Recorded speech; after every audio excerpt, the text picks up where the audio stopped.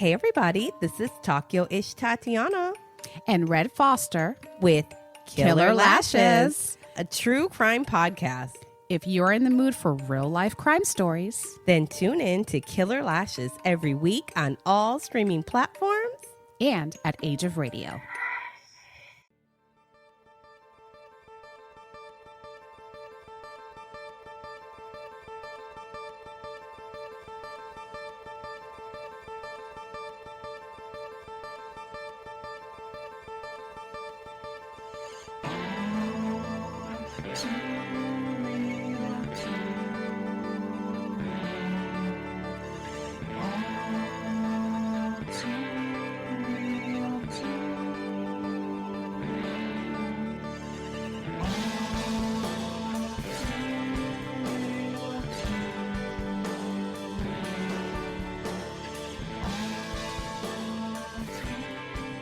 Hey everybody, welcome to the latest episode of All2ReelToo. My name is Michael E. Cohen II, and with me, as always, Sesame, Frost, and Cardo. That's a very seasonal name. I like it. Mm-hmm. 'Tis the season to be frosty. Yeah. And there's also the season to watch the Frost-Nixon debate. Yeah, I watched that movie. I don't know. I watched Frost-Nixon. I think I watched the wrong movie. Oh, well, shoot. Okay. I never watched it. I've watched the actual debate. Yeah. We could talk about that. But the Frost-Nixon movie is actually good, but I kept waiting for like one of them to turn into a snowman, and it never happened. I was like, yeah. You know, what'd be funny too is that Nixon would be the one that turned into a snowman, not Frost, which you'd think because Frost. But no, it's like they kind of did a little flip on you. So yes, it's yeah. Oh boy. But no, really, I did watch the movie. So, in my life, I've always hoped that I would see a movie with 3 of Frank Zappa's kids, a January 6th insurrectionist, a singing and sometimes frozen Batman, and Henry Rollins in his most punk rock thing he's ever done. That was my thought after seeing the movie. I'm like, yeah. Who's the January 6th insurrectionist? It is Jay Johnston. He plays the TV weatherman. I saw him and I was just like, oh, wait, that's the guy from Mr. Show who was a January 6th insurrectionist. Oh, that dude, yeah. Yeah. Yeah, I know what you're talking about. Yeah. He was, he played like that one scene where they're like all playing poker together and they're all like talking about like their big New Year's resolutions or whatever. Yeah, he was in a lot of sketches. He was a main cast member of Mr. Show, but it's just like, but yeah, he somehow went from being associated with people like Bob Odenkirk and David Cross who hate Donald Trump to being a January 6th insurrectionist. I'm just like, what the... That's so wild. Like, it reminds me too of like the guy, speaking of Frost, the founder of the metal band Iced Earth was there as well. And it was like just so wild to me because like, I used to listen to like Iced Earth a lot when I was younger, when I was getting into like metal music and stuff like that. And, I had to listen to them for like decades at that point. But then when I heard about that, I was just like, what the hell is going on with America? And things are just getting better, right? Oh, sure. Yeah, sure. You could say they're getting frostier and they're solidifying and and coming back to life. Yeah, I guess, but with really interesting animation So style. Yeah, as you know from the title, we're covering the 1998 film Jack Frost, starring Michael Keaton, Kelly Preston, Joseph Cross, Mark Addy, Henry Rollins, Mika Boorem, Andrew Lawrence, Taylor Handley, and a bunch of other people. Yeah, and a cameo from a January 6th insurrectionist. Like every good film needs. That's what they should do when they, like when they re-release it and they do like a special edition. They should say, and a special cameo from a January 6th insurrection. Just have that in like the credits. Every good family comedy needs a January 6th insurrectionist in it. Yeah. I mean, it could happen with some of these like family films coming to Bentkey or something. That would be a good idea. The Daily Wire's, kids output. Yeah. Oh God! Or it could be like an actual like National Lampoon or something like that, where it actually turns out where like a family was. Oh, this is a good idea. We probably shouldn't talk about it. Whatever. Yeah. But like basically it'll be like it's okay, we have the idea first, it's on document. Oh my gosh, I like this idea. I think I know where you're going. So basically, it's a family who's like there to like just like visit the Capitol on that day. They have just no randomly, idea. yeah. So then like they get caught up in Insurrection. and then, like they get like one of the people who gets like interrogated, arrested for being part of the insurrection. No one's allowed to steal this idea. This is true. This is just as good as a contract. So I like this. I think we need to write an outline and stuff yeah. for this soon. I You think could have like we could make Ed Helms play like the dad or something, or I don't know. And then well, he was in that Vacation movie, so that's why I was thinking of that. Yeah. Oh boy, yeah, like to see that. It'd be like accidental insurrectionist or something. Yeah, something like yeah, I don't know, something like that, or my insurrectionist family. Yeah, that's a good one. Our insurrectionist vacation. I don't know. We can workshop this. Anyways, back to this great family film. Oh yeah, sure. Yeah, this movie it was actually made, and I got another little backstory here too. So the year before this came out, there was another movie called Jack Frost, which was a horror film. Yeah. And so when I worked at Blockbuster Video, something I'm not too proud of, and I know a lot of people at video stores across the country did this when this happened. I would sometimes switch the tapes or the DVDs in the cases. Wow. Just to see if anybody noticed. Yeah, like, wait a minute. I was really hoping more that the people getting the horror film would get the Michael Keaton film. Exactly. They're like, God damn it, what is this? You're just you're watching it for a little while, and you're like, wow, Michael Keaton's in this. That's interesting. When are they going to start killing people? Although, if you shot this movie just a little bit different, this could have been a horror movie. Oh, yeah. Like a snowman stalking his family, I mean, there's child abuse in it. There's different things, yeah. Yeah, so exactly.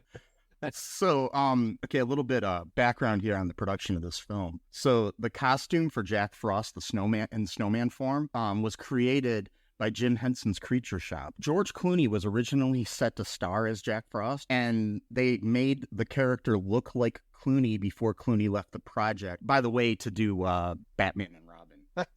Oh boy, another Frozen failure, and so. Yeah. Basically, the snowman's face and the way he moves his mouth and everything is based on Clooney's face, not on Keaton's. A different Batman, they were both Batman. So, yeah, exactly. Yeah. Oh my God. Yeah, there was a lot of people. Other things too. Before we get into it, there were Kurt Russell, Billy Bob Thornton, Dennis Quaid, and Kevin Costner were all considered for the role of Jack Frost. Wow. So I could see and Tim Allen and Mel Gibson were also considered. I could see Tim Allen because he was in like those Santa Claus movies. Yeah. Kurt Russell would have been. I think he could have pulled that off. I'd like to see Billy Bob. Yeah, Billy Bob definitely. I mean, he was in Bad Santa later on, but also the whole musical aspect of it. Billy Bob Thornton's an actual singer and musician, so it would have. Oh, okay. I did not know that. Okay. And, I mean, as is Michael Keaton. He recorded all the music that or the singing at least that he did for this movie. So. Oh, okay. That's pretty cool. That's the other thing too. I was hoping for a little bit more music in this movie, considering that his character was a musician. I was hoping for some kind of like really cool, like after he died, like tribute to him or something from some different, like maybe have some cameos. Like they talk on the TV like there's a, I don't know, when did Stevie Ray Vaughan die? Oh, I think it was in the 80s. Oh, so it was before this, but like they show, I mean, they could have used some other, guitarist or something like that instead of showing a thing saying, oh yeah, he once played with Stevie Ray Vaughan. They could have actually shown him playing with, a musician. There were several musicians in the movie not playing musicians, including the Zappas and Henry Rollins. Yeah, Henry Rollins, obviously, he could have done like a punk rendition of one of their songs or something. Or something they could have. I mean, it didn't have to be. I'm just saying that they cast musicians in roles that were of non-musicians. So it was like Moon Zappa was a teacher, and one of the other Zappas was the snowplow driver and stuff like that. So it's like, you could have. Yeah, I don't know. I gotta say this though. I think Henry Rollins plays a suburban sports dad perfectly. Oh yeah, he was good. Like he's a great actor, really. He is like everything I've seen him in, I've never been like disappointed. No.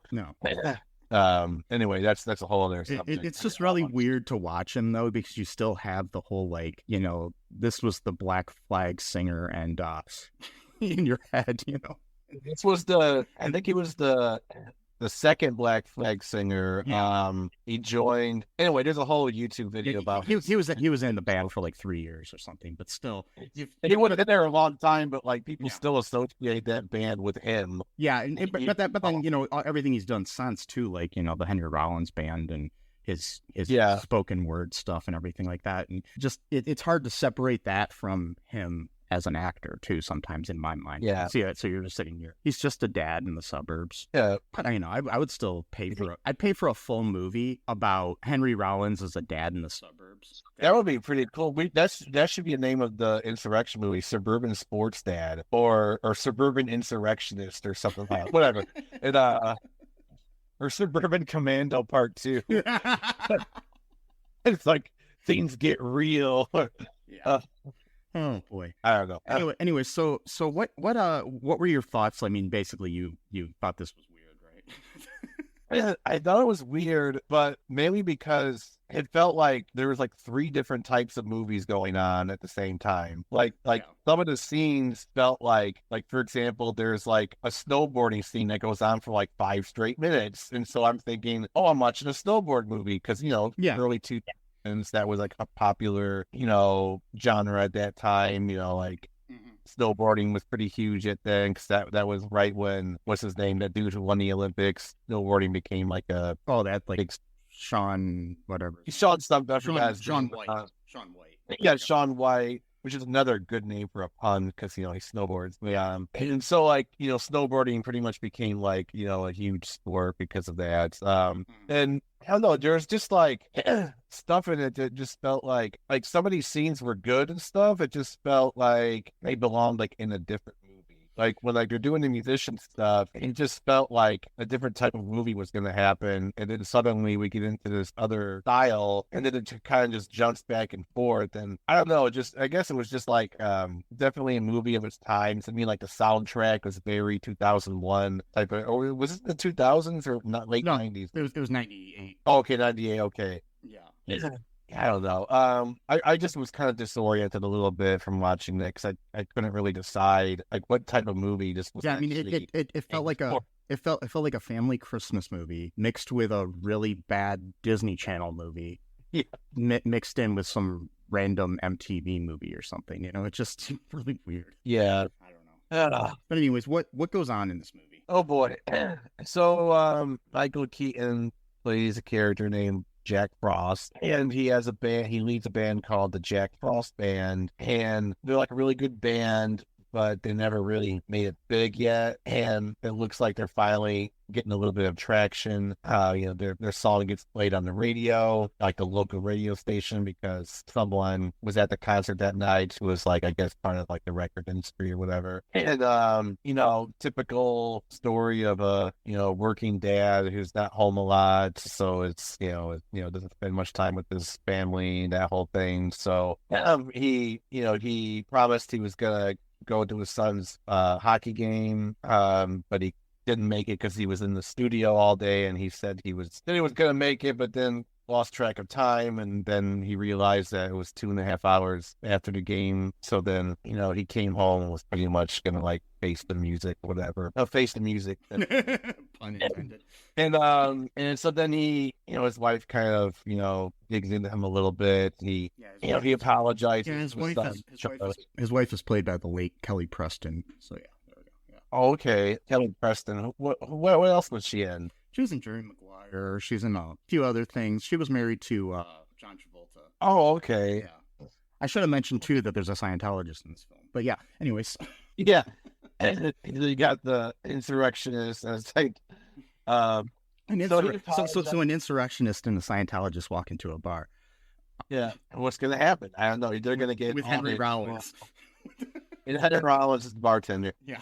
And he gives them like a straight talking to or whatever. Yeah. Straight edge. Yeah, what is he working in the bar? He's a straight edge. He doesn't drink. Whatever. And then that's why he's a bartender. He tries to convince people not to drink. Yes. He's like, hey, you can have fun without drinking, bro. How about I give you like some ginger ale or something, whatever.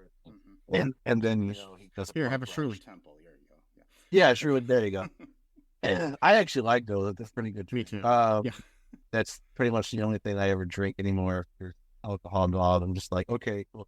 And then because alcohol makes my tummy hurt. Anyway,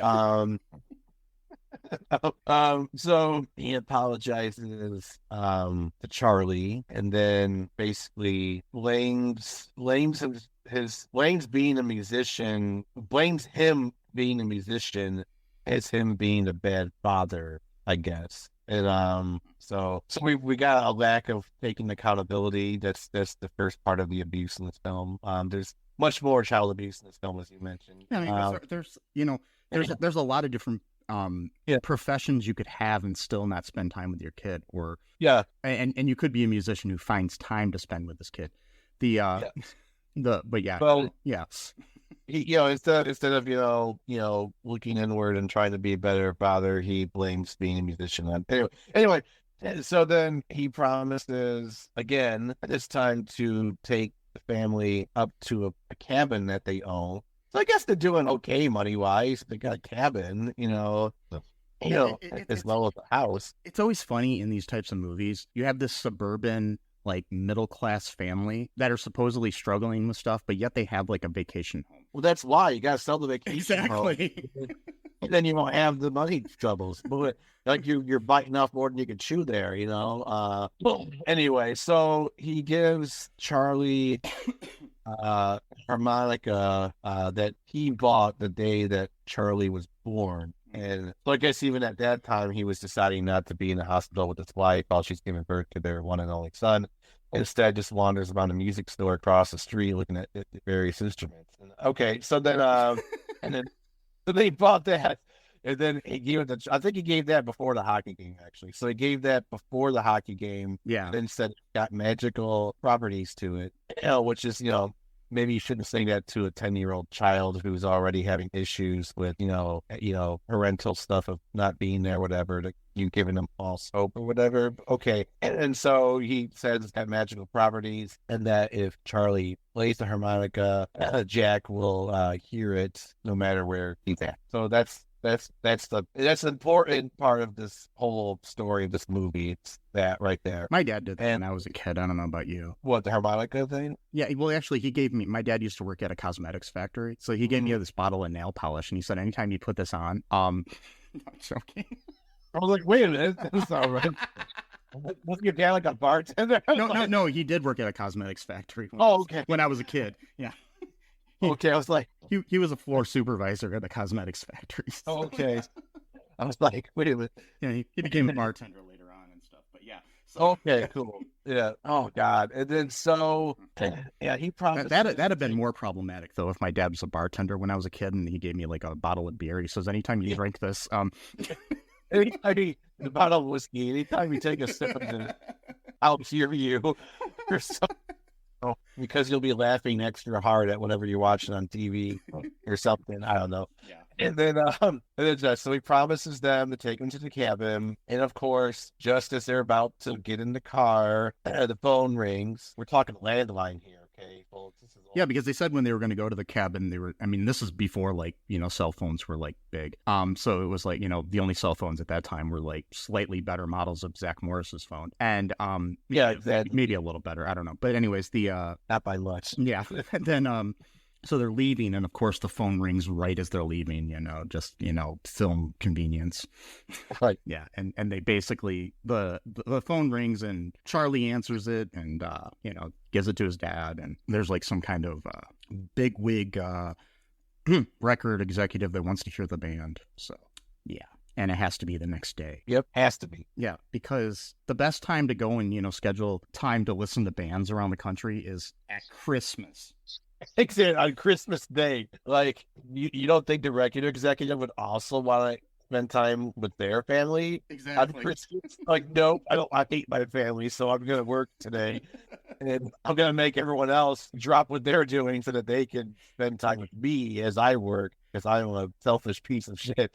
Yeah. Well, if he's such a selfish piece of shit, he might not even have a family, though, too. So. Well, true. That's probably no friends either. Oh boy. And he never had a dad who gave him a magical harmonica. So No, I don't think so. No. Actually, gave him a magical saxophone instead. Oh, okay. That was a little bit too big to cart around. You know, harmonica's pretty easy. You can just slip it in your pocket. You can't really put a saxophone in your pocket. Is that a saxophone in your pocket, or are you just happy to see me? Oh, no. That's the way saxophone. Now my pants are ripping because it's too much. Now I got to go buy a whole new pair of jeans because I can't fit this damn instrument in my pocket. I mean, there was that other dad who gave his kid a stand-up bass. That was even... Yeah, it was even harder. The other one who gave his kid a baby grand piano. Yeah, that was kind of hard to watch. And he had to basically put that around his shoulder and just kind of drag that, around the wheel. Like the time I told a cop when I was in the music building at UT late at night, one time with a friend who was showing me around, and this campus police officer came and found us in there and asked us what we were doing. He's like, "Well, I don't know if you're trying to steal some instruments or something in here." And I said, "Yes, officer, I have a baby grand in my back pocket." He didn't find that funny at all. No. So anyways, so yeah, he gets called into this thing. He ends up like driving up to the cabin or up to the gig or whatever with his buddy Mac, played by Addy. People know him best from Flintstones Viva Rock Vegas, Or Still Standing. Yeah, Still Standing was an amazing show. I like that show. TV show, yeah. Yeah, but 4 seasons. Yeah. But no, I'm just joking, saying that it's best known. He was also in the Full Monty. So yeah, exactly. It's like a classic, Yeah.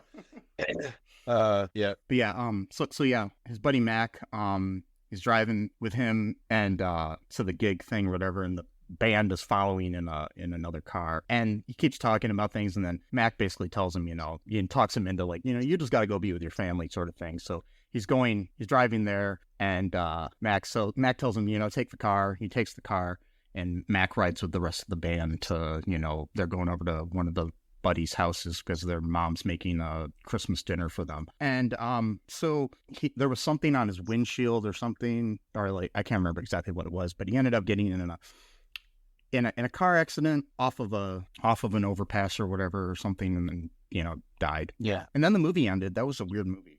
It was pretty much no resolution. That's the other thing that kind of surprised me. So like, I'm sure that the entire band would have been thrilled that this was going to be their big break, and then the leader of the band decides to leave. They're like, awesome, we're just going to go over and have Christmas dinner at my mom's house. Like, they were just not upset at all about like not getting a record deal, not becoming rich and famous. They're like, yeah, you go to see your family, brother. I mean, they might understand, but like, they're like treating and shit like that. My theory is that they thought, well, hey, we're going to talk the record executive into hearing us another time or something. That was okay. That's my theory. Yeah. Yeah. Oh boy. But yeah, but after he dies, anyways, Mac ends up losing interest in music altogether. So yeah. Yeah, we don't hear much about the other members of the band. No, we don't hear anything about them the rest of the movie. Yeah, they're just like gone. Yeah. And what happened was, it was the windshield wiper kept getting stuck. That's right.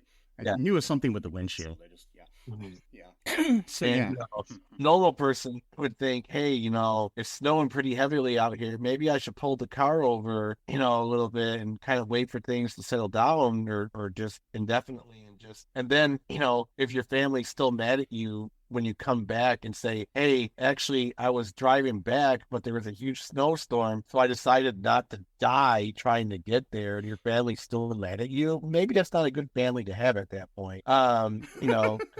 Showed up a day late, but you're still alive. Like, nope, promised to be here exactly on Christmas Day, and that's you being dead and trying to get here on time is better than you being alive and being like 12 hours late. And then the wife, right, when he gets there, because he was late, she like opens up her jacket and pulls out some divorce papers and says yes, and I'm asking for full custody of the kid. And that's it. And then he goes back to the band, becomes famous. So I guess that's a happy ending. He's got Charlie on the weekends. Well, no, she's just taking full custody. She doesn't want him to see. Oh, I see. So he can visit him every now and then, supervise visitation. He gives him another harmonica to try to make him feel better. I don't know. Gives him a harmonica every time he sees him, and so he's like every time. So it's like, like 12 harmonicas. He's like, Dad, my closet's full of harmonicas. Stop this. You can at least give me a different instrument this time. I don't know. Give me a guitar or something. Oh boy. And can I just say something too? Not to be mean, but like I would say Jack Frost was the least important member of that band. I mean, he plays a harmonica. Everyone else is like jamming on the keyboards, doing these crazy guitar solos. I mean, he was the singer, but still not that great of a singer, in my opinion. No, me either. So my thing is that band could have continued on, changed their name, and gotten totally without him. Yeah, I mean, they could have just had Mark Addy sing, or his character Mac sing instead, or somebody else. So Yep. But he founded the band, so I guess there's that sort of charismatic aspect to it. He leads them, so they kind of need him for that sort of leadership. I mean, whatever. And plus, in the history of music, no band has ever continued with a new singer. Oh wait. Oh no, never ever. That's never happened once. Like Bad Company, Black Sabbath, Van Halen. Van Halen. I think Queen, but that was after Freddie Mercury died. Alice in Chains. I think at one point, Journey. Yeah, Journey. Bunch of bands, whatever. And then Styx. It goes on and on. Yeah. I think Stone Temple Pilots at one point had a different singer. Yeah. No, that's a lot of bands. They did have a different lead singer, and then he died too. Oh, really? Stone Temple Pilots had that guy from Linkin Park. Oh, really? Yeah, he was their new lead singer, and then oh my God. Yeah. Wow. That's pretty crazy. So anyway, a year goes by, and then what happens? So one night after, Charlie's been just really depressed for a whole fucking year. Not saying he wouldn't be, but still. Especially at Christmas, though, because that's when his dad died in the car. Well, yeah, earlier in the movie, there was like this big snowball fight with these bullies and stuff, and he was protecting this little girl that like seemed to have a crush on him or something. So yeah, that was like the movie aspect of it. Yeah, Disney Channel or whatever. Mm-hmm. And or it kind of reminded me of that Christmas Project movie we watched last year. Oh God! Oh God! Yeah, we're going elving. We're going elving tonight. It's not a real thing. There's a sequel to that movie. Oh my God! Yeah. Anyway, so I almost chose that as this week's movie, but I chose this instead. Oh my God! Yeah. So, anyways, one night he builds a snowman and he pulls out this box. It's got his dad's scarf and hat on it from the snowman that they made before. And so he builds a snowman, puts his dad's scarf and hat on it, and goes into his bedroom. And also in the box was that harmonica. Oh. So he plays the harmonica and da-da-da, we've got a live snowman. Yeah. Yeah. So, and that night, Mac is watching the kid at the house, and but he's like sleeping, and he can't be woken up for some reason, even when Charlie sees the snowman walking around, and he's coming up to the window and saying, Charlie, let me in, blah blah blah, and all this other stuff, and he blocks the door so nobody can get in with everything, including Mac and a lazy boy. Yeah, that he doesn't wait. He's moved across the room and he doesn't wake up. Typical TV convenience. Oh, he's sleeping so hard he can't. Yeah. And also, too, when Jack became the snowman, it looked like they spent like $100 million of effects just on that one scene, and then like the rest of the effects are terrible in the movie. Yeah. Like all this weird like laser shit like circling around, the snowman to put Jack's soul into.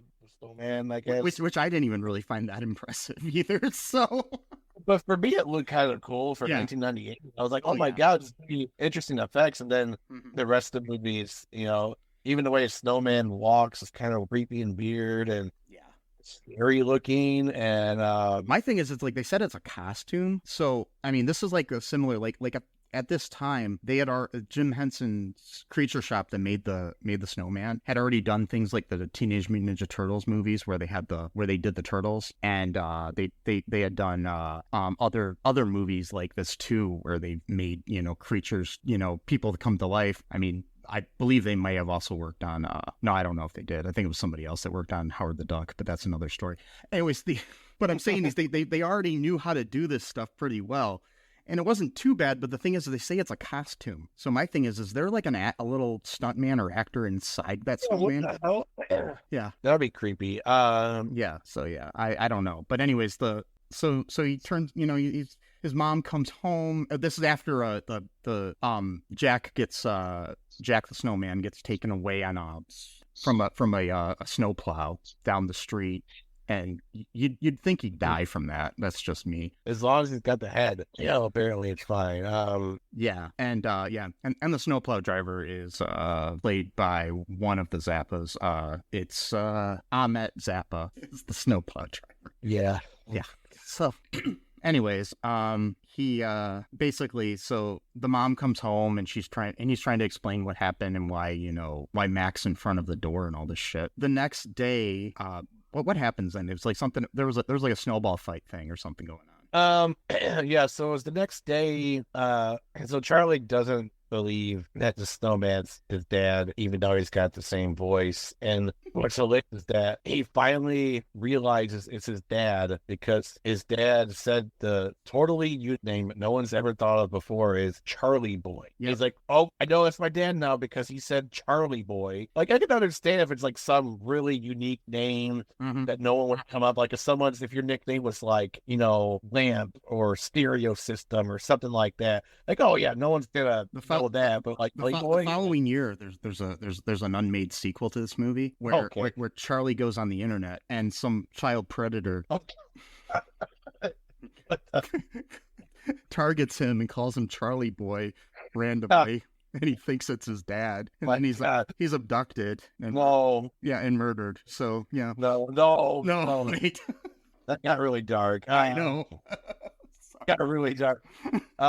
Yeah, so he calls him Charlie Boy, and he's like, "Oh, that's my dad now." And then to this huge snowball fight because the bully, doesn't want to pick on him anymore because he's no fun to pick on because he's always depressed. Yeah. And then you should get over it already. I didn't even know my dad. I'm like, oh, okay. And then like, how could you get over something that you never had though? So like, I don't really understand that. Well, I guess technically I kind of do, but like whatever. And then so Jack throws a snowball at him, and then he thinks it's Charlie. So then he's like, "Oh, you want to fight or whatever?" And then Jack throws another snowball at him. So he's like, so then like now him and his crew of 7th graders or whatever, they start the snowball fight, and then Jack seemingly now has superpowers, which there was never any indication before that where he could throw like snowballs at like lightning speed. And he's throwing them like he's one of those like those things that batters use when they those pitching machines or something. Training like and so this is where we get into the child abuse. Yeah, because he's Jack, who's like technically I guess an adult, is abusing children by throwing these snowballs at them really hard. Like they're going like 90, 100 miles per hour, if not more than that, hitting them in the face multiple occasions. Which, especially if that's an ice ball, that could break your nose, cause... That's another sequel where Jack Frost doesn't go away in the end, and he actually just moves to Alaska and becomes a minor league baseball pitcher. Yeah, well, there you go. And then where it's always cold, and then because we'll get to that point later on too about the cold factor in this brilliant movie. And then we get like a snowboard scene that goes on for like 5 minutes. Like total 1990s snowboard type of thing where they chase well, at one point Charlie almost falls off a cliff. That one bothered me. Okay, so he almost falls off this cliff before this happened, before the snowboarding aspect. Yeah, and he's like hanging there, and there are several kids on the other side looking down at him. None of them do shit. Nope, they're all just gonna let this kid die. Yep. Just like, what the fuck? Why not? I mean, why not? Everything else in this movie is so stupid. Yeah.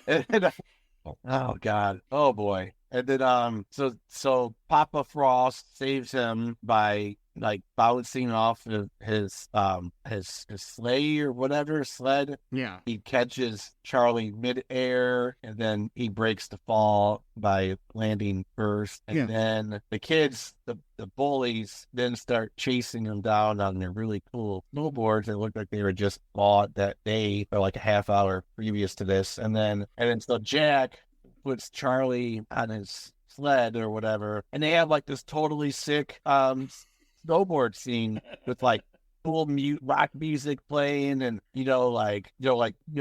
whizzing through trees and pine trees and stuff like that. At one point, the bully ends up like running into like a pine tree needles on his crotch or whatever, so that probably hurt. That's another child abuse right there, and weaving a certain way to make the kid run into that. You're strategically, maneuvering your snowboard in order for him to do that. Which again, where did he get all these abilities?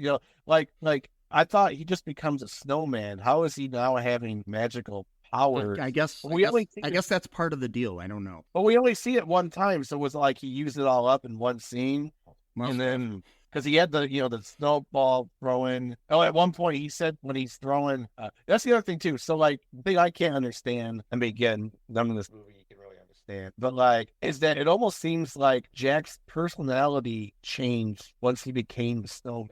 Like it's almost like he was a child in certain ways. Yeah, because at one point when he's throwing these ice balls at like 200 miles per hour and potentially causing lifelong injuries to these children, and he says something like, "I'm the Wizard of Winter" or something like that, or the Wizard of Wonder. I was gonna write it down, but I forgot to. But it was like the Wizard of something, and then so they had this really cool snowboard thing, and then they successfully escape the bullies, and they go to like this like secret little like cave or whatever that like Charlie does like his magic spells with or something. I don't know. And then it's like a secluded cave, and there's like they're standing on ice, which hopefully the ice doesn't crack and they all fall and drown. And then I think this was the moment where he called him Charlie Boy. This was when he called him Charlie. Oh, but before that though, my second favorite line or part of dialogue in the film was said. Charlie says to him, "You the man." Oh God. And Jack responds, "No, I'm the snowman." Yeah. I wonder if Michael Keaton's embarrassed by this movie. I would be. Because you gotta think, the movie right before this that he made, maybe he made one in between, but 96, he was in Multiplicity. Yeah. One of my favorite movies of all time. And 2 years later, Jack Frost. So he was in so right before this, he was in Out of Sight, which is a good movie. We're starring George Clooney. He was in Desperate Measures, which was a decent movie. Jackie Brown, because he played the same character in Jackie Brown and Out of Sight. Inventing the Abbots, and then Multiplicity. So a lot of movies in that time period. And then after that, he went into a movie. He has a small role in a movie called Body Shots, which is like some teen 90s thing. Looks like he was a small part in a movie called A Shot at Glory in 2002. It's like he didn't do anything for a little bit there. Yeah. It's like his career kind of went downhill after this movie for a little bit. Yeah, then he did Birdman like in 2014. Yeah, well, that was a while later, but I mean, he ended up coming back after, there was a few other movies that were decent, but he ended up doing things like after this movie, it's like things like First Daughter with Katie Holmes, where he played the president, and Herbie Fully Loaded and shit like that, so something happened.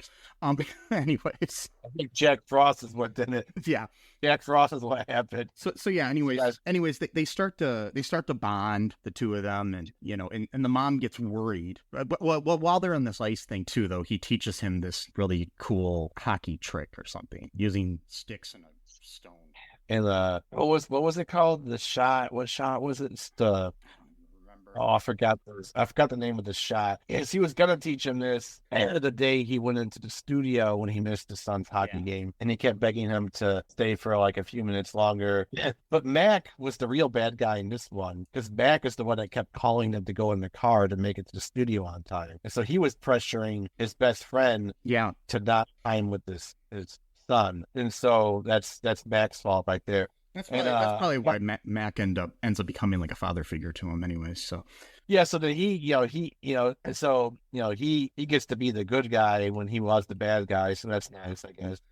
his friend got I killed. wanted to see the movie end up where he ended up with Kelly Preston's character, Gabby, where Mac ended up with her at the end, and like they could have had this scene where Jack was like, and I want you to take care of my wife, and as he's melting. yeah.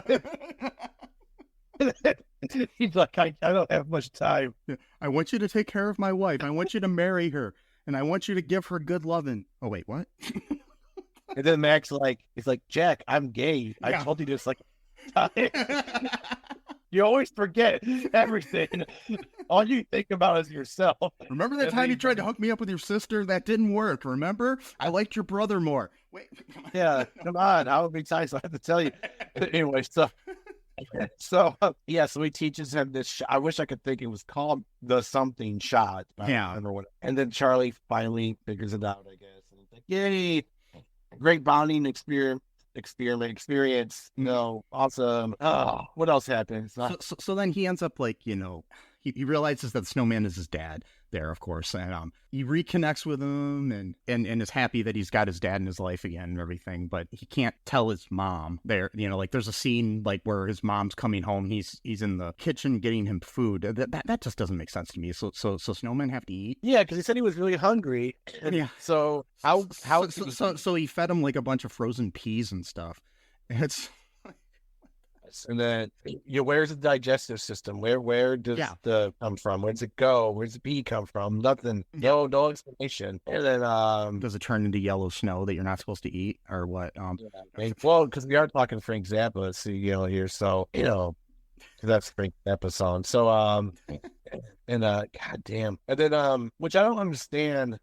Why couldn't he tell his mom? Yeah. Like, so it's, there's some movies, right, where a thing comes to life, like a object or toy or whatever, and then only one person can hear this person talk because it doesn't talk in front of anyone else. But in this movie, it talks. For example, Henry Rollins' character sees this and it talks to him and he freaks out. And well, I mean, it's something like the whole like Mac and Me or E.T. sort of thing too, where like, you want to hide the thing from your mom or something, but it doesn't make sense in this situation. Because why would you want to hide her husband, because talk to her, who knows, maybe, he would tell her nickname, which would be Gab Girl or something like that. And like, oh, I know it's my husband, just like this most generic nickname you can think of. And then, but no. Gabby Gal. Or Gabby Gal, or something like that. Oh, you are Jack. I can't believe it, or whatever. And then like Charlie, go hang out with Mac for a while, and then like they go make love, and and then he melts from the passion. He melts, and his bed's completely soaked, and all that's left is like his head, and she's just like, we always did want a waterbed. Oh, yeah. Then Charlie comes out. What did you do to that? Holy sad left. No. I'd rather watch that movie. Anyway, so that would be. Oh God! And then and so he puts Jack in the closet. The floor's all wet, so she's like, "What the hell's going on?" And he's like, "Oh, it's some science project about whatever." What it's like to live in an igloo or something. And it's just like, really, what does that make any sense? Okay, and then Luis got the windows open, shit, just fucking up the heating bill by blowing in the cold air and shit like that. And then she opens the closet to get out like a mop, and then he screams at her so she doesn't see giant snowman staring at her. And then he starts just hanging out with his dad and taking him everywhere, talking to him in front of people. People are like, why is he talking to the snowman? Yeah, that's the other thing too. I would think he'd be more discreet about this, but no, he's just talking to him. And everybody's worried about him, especially his mom and Mac are like, thinking that the kid's like lost it, and it's like, get the kid therapy then or something. But no point where I guess this is 1998, so I guess yeah. that wasn't it. But even like there's a scene like where he ends up deciding that he wants to, because he had quit the hockey team and he decides that he wants to play. So the Henry Rollins and has got his dad minivan, and he's picking up the girl from across the street or whatever, and because I guess she's on the team, and and he tries to talk. He asks if he can be back on the team, and it's up to the teammates to decide, and they say yeah. But then he's going over there and he's talking to his dad. Yeah, they can see him. The snowman, like they're like 20 feet away. It's like, and they're even talking about the fact that he's talking to the snowman. Like they know that he's doing it. At that point, if I were Henry Rollins, I'd be like, we're going to the ice rink. Yes, we are. Yeah, yeah. It may look like the hospital, but we're going to. Because too. So this would only vindicate Henry Rollins. I just called him. I don't know his character's name. I just keep calling him Henry Rollins. It's Sid Gronic. At this point, what's his name? Sid Gronic. So at this point, Sid, keeps saying like, "Don't mention the snowman. I told you, no snowman talking here." But then it's like, so they're talking about Charlie talking to a snowman, and he himself has experience where he. So it's like he should have put two and two together and be like, "Oh, I'm not going crazy." Because there is another person who's talking to the snowman. It's almost like this snowman's real. Yeah. And I did lose my mind. But no, we don't get any of that. And then, but why should we expect that we would? Oh, yeah. There's no deep meaning behind this. That's the other thing, too. There's like some what was that phrase you always say? Kill your darlings or something like that. Oh, yeah. There's like really interesting deep scenes in this movie that do not belong in this movie. No. Like when he makes the snowman, they're playing like Fleetwood and Mac, some really depressing song. They play Landslide by Fleetwood Mac with Stevie Nicks singing. Yeah, and it's just like, what the heck? It's really sad as he's building a snowman, and then the rest of the movie is just this weird Disney Channel fever dream. And Fleetwood Mac, though, that's another band that changed lead singers several times. So, anyways, yeah, that's another one. Oh my God! Oh boy! But yeah, anyway, so what else happens? Yeah, he's going to the game, and Jack wants to go to the game. So, how did he get there again? He wanted his dog, which is a tiny dog. Yeah, it's like a small like what is it, like a Jack Russell or something, like really small. Yeah. It's like pull him, I guess. Yeah, across town to the ice rink. And I guess the dog came with him. Maybe not. I don't remember. Yeah. And somehow he gets there, and then he has to. And by the way, this is like. Is this still like Christmas Day, or when is this? That's what I'm trying to figure out. So no, this is near Christmas, but there was a heat wave going on, and so melting. Okay, so yeah, that which makes no sense. Yeah. It's like in Colorado where it's normally kind of cold that time of year and everything. It's all of a sudden going to be like 75 degrees out or something. And it's just like, but then again, global warming and whatnot. So maybe they slipped in like global warming propaganda in the Jack Frost movie to go like, oh, hey, it's going to be 70 degrees out. No, they wouldn't think that far ahead. But then again, it's like 30 something today, and 2 days ago it was like 60 degrees out. Yeah, very true. So far it's been very mild. So yeah. So anyways, he has to cross this like blacktop that's like really like the tar, the blacktop's getting hot from the sun, and which I don't think really happens in the 70s, but that's just Anyway, so it doesn't. But for him, it does because he's yes. Yeah, so he slides across the parking lot and ends up in the rink, and he gets to see Charlie play. And so then now they need to try to figure out a way to get him somewhere cold. And then they remember the cabin, which isn't that far away, but it's up on this big tall mountain in Colorado there. And so they try to find a way there. They run into the bully, and they have a scene where he explains to him that that's his dad and blah blah blah, and the bully says my favorite line in the whole movie. Oh God, I know what you're gonna say. Snow dad is better than no dad. Yeah. I'm gonna repeat that. Snow dad is better than no dad. Yep. That was some great writing by one of the 4 people that wrote the screenplay. So I almost think that they started writing lines sarcastically because they couldn't even take their own movie seriously. Yeah. So they probably wrote that to make fun of those type of lines, and then they put it in anyway. Yeah. Like, yeah, that makes sense. It's a good line. Let's throw it in there. Snow dad, there, no dad. God damn. And then you're the man. I'm the snowman. Oh my God. And then and at the same time, George Clooney's off filming a movie where there's got a lot of similar lines in it, said by Arnold Schwarzenegger. Exactly. Oh, what was one of the lines? I don't remember. I don't even know, but they were all snow and ice puns done by Mr. Freeze. It was just it was one thing was so like, are you freezing me out or something? I don't know, whatever. Stupid shit like that. Makes me wonder, did the same people write the lines? No. Anyways. They might have. Who knows? God.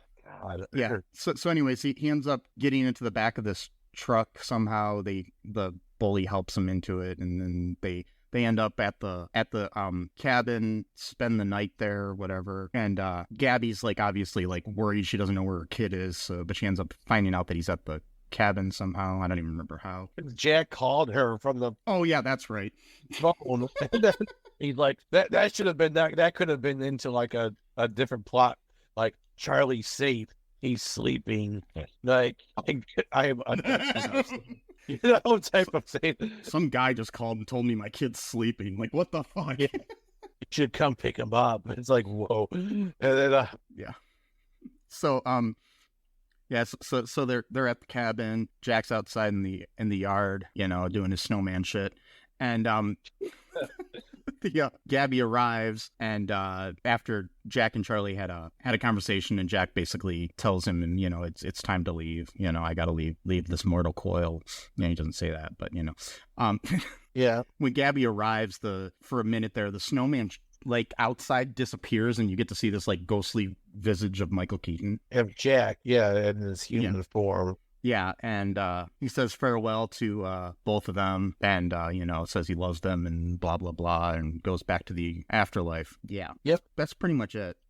And almost no music in this movie from the former band. And you get to see these different. Oh, you do see a scene where Mac is like playing the piano and looks happy towards the end. Oh, it's right, yeah. So what I don't get though is why can't he just come back every time Charlie plays the harmonica? That's what I'm wondering. Like can he got magical properties? And I mean, even Frosty the Snowman can come back every winter. Yeah, and why so like was his soul like in some sort of purgatory this whole time, and that's how he was able? We don't know where he was that whole year before he became. Yeah, so does the afterlife have like a waiting period kind of thing where you're like kind of stuck in limbo for a year, and you're like, oh, now it's time, or maybe it's like that in Second Chance type TV show where you gotta step on some little lever and then it lets you know if you go to hell or heaven or whatever. Yeah. And then who knows? There may have been a different version of this movie where Jack hangs out with Gaddafi. Got a suicide bomb vest that blows up every 2 minutes or whatever. Mm-hmm. Punishment. He's like, oh, I didn't do anything that bad. I just didn't show up to my son's hockey game or whatever. That's just as bad. I guess, yeah. No, so other people considered for roles in this movie, Jake Lloyd, who played Anakin in The Phantom Menace, was considered for the role of Charlie. Also, this I don't know if I buy this because, okay, so it says before Michael Keaton was cast as Jack Frost, other actors considered were Jack Lemmon, who was pretty old at that time, Harold Ramis, Danny DeVito. This is according to IMDb. Somebody must have just made this shit up, I think. And Tom Welling, who at the time I think was on Smallville as Clark Kent, a teenager. Yeah, so I think someone made this up. Yeah, I'm looking at that and I'm like, there's no way that in the consideration for the same role is going to be Jack Lemmon and Tom Welling. Yeah. Yeah. So I mean, I believe the Mel Gibsons and the Tim Allens and the Kurt Russells and whatnot, but I don't believe.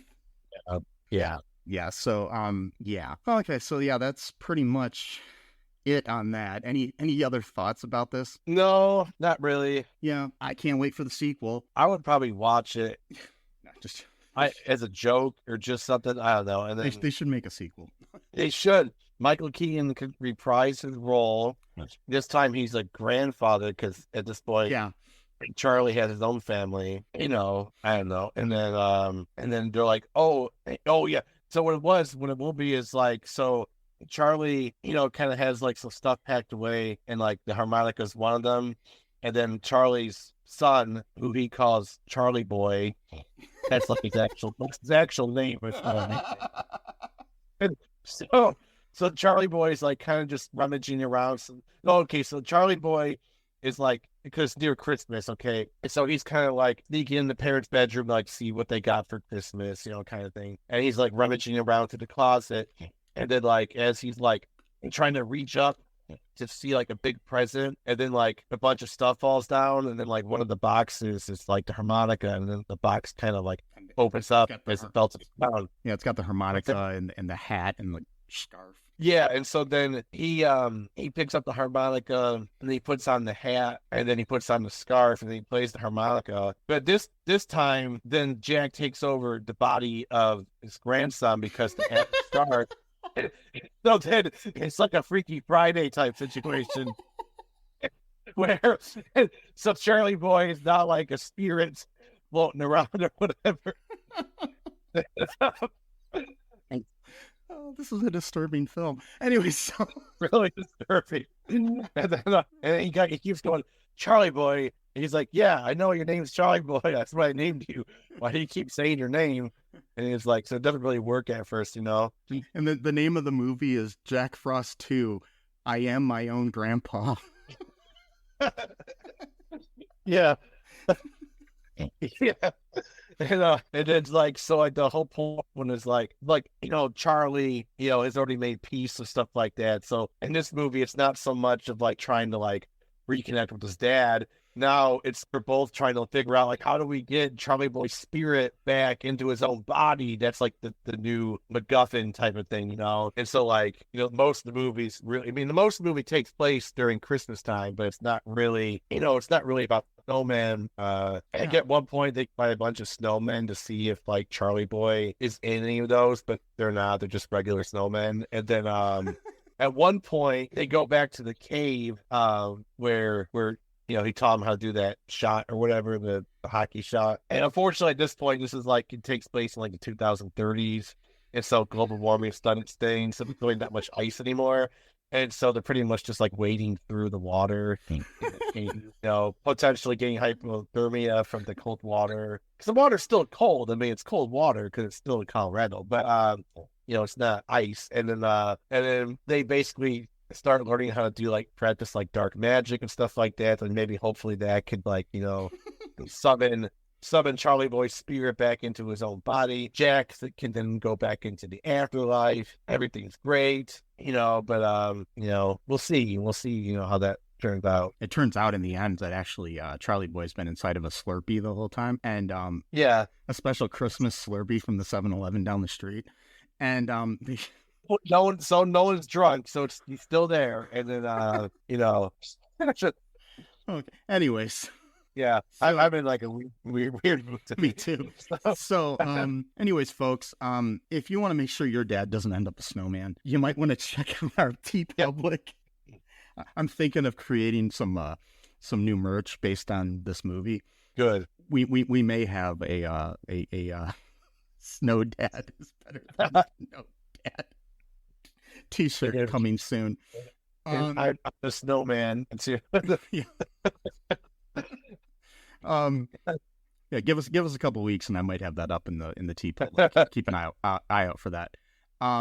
Also, if you want to help support the show, check out our Patreon. Go to all2reeltoo.com. All the links are in there. You can listen to the show on anywhere you find podcasts. Here, of course, wherever you're listening to this. I don't know. Share it with your friends. Give us a 5-star review on Apple Podcasts or wherever you can do that. I don't know which platforms allow reviews, but the best way to do, like, if what you're listening to doesn't allow the review, just go to Apple and give us a review there. It really helps the show. It's something you can do for absolutely nothing. It takes you like 2 minutes, Also, check out the charities that we have in the show notes. There's a lot of good charities that can help out people in the world today that are suffering. And just remember one thing, that Snow Dad is better than No Dad, and All2ReelToo podcast is better than no podcast. And I love you. Sesame loves you. And until next time, bye-bye. Thanks for listening to All2ReelToo podcast, a Cullen Park production. Produced and edited by Michael E. Cullen II. Music by Matthew Hawes. Subscribe and share the show. Visit us at cullenpark.com. Oh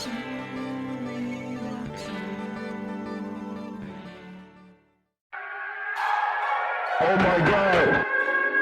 This is not a drill. I repeat, this is not a drill. You have Kenny, you have Carlil, you have Bamba. There is a three-headed goat on the loose, and they are about to come to you. You got sports, you got anime, you got media, you got entertainment. The same convo, baby. Tap in. Okay, now it's time to conversate. Same convo on your airwaves. Bamba came to entertain and Kenny talking anime. Carla coming with the sports, they changing lives in major ways. You was tweaking out if TAC ain't on your playlist. If you come and listen, then you listen to the best. They not worried about the others, cause they better than the rest. Kenny, Carla, bomb, but they put the others to the test. New episode flow, now tap in to see what is next. This is The Same Convo, the podcast where we talk everything sports, anime, media, and entertainment.